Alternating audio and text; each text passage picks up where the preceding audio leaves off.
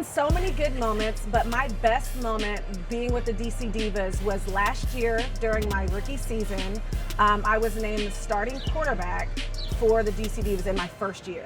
So on my birthday, which is April 9th, it was our season opener, and I got to start in my first tackle game in front of my family, my friends, at a home game for the DC Divas. So that was like my funnest, most exciting moment, being able to, on my birthday, start for the first time as a quarterback. My best moment as a member of the Divas was the first time I got my jersey.